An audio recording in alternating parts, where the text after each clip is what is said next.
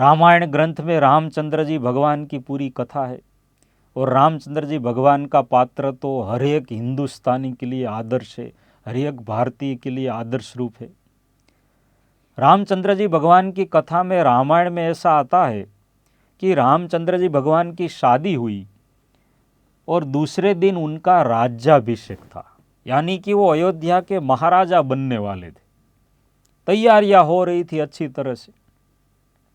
तब जाके रामचंद्र जी भगवान की माता कौशल्या माता थी, उनकी दूसरी एक माता कैकेयी माता थी और तीसरी माता सुमित्रा माता। ये 3 माताएं थी उनकी। वास्तव में उनकी माता का नाम कौशल्या माता थी, लेकिन उनकी जो दूसरी एक माता थी कैकेयी माता, जो भरत की माँ थी, उनके बेटे का नाम भरत था। तो उस कैकेयी माता की जो दासी थी मंथरा, उसके कहने पर कैकेयी माता ने दशरथ राजा से उसी रात को वरदान मांगा कि राम को 14 साल के लिए वनवास और भरत को अवध की गादी। अभी पिता को कहा गया तो पिता का मन तो ऐसा नहीं था, उनकी इच्छा तो राम को ही गादी देने की थी।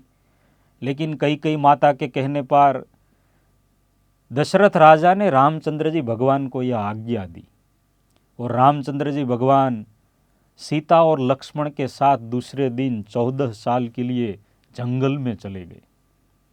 14 साल तक उन्होंने वनवास किया। सीता माता का हरण हुआ, बाद में रावण वध हुआ। 14 साल बाद रामचंद्र जी भगवान वापस आ रहे। दशरथ राजा का तो देहांत हो गया था, लेकिन जब अवध में आए तो नगरवासियों ने स्वागत किया, दिवाली मनाई। जब राज्य के महल के अंदर एंटर हुए तब उनकी 3 माताएं वहाँ खड़ी थी। खुद की कौशल्या माता, उसके बाजू में कैकेयी माता, उसके बाजू में सुमित्रा माता।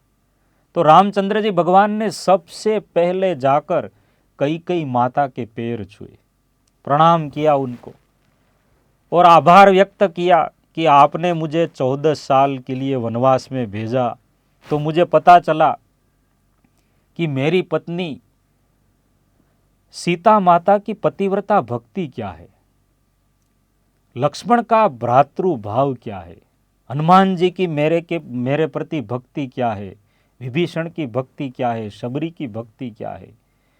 मुझे कई अच्छे मित्र मिले और इन सब का कारण आप है और इसलिए मैं आपका बहुत बहुत आभार व्यक्त करता हूँ, धन्यवाद करता हूँ।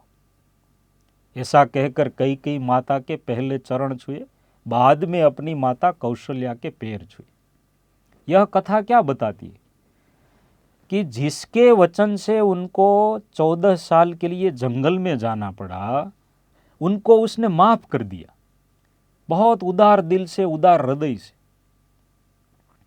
हमारी ही माता है ऐसा मानकर, हमारे परिवार का ही एक सभ्य ऐसा मानकर माफ कर दिया।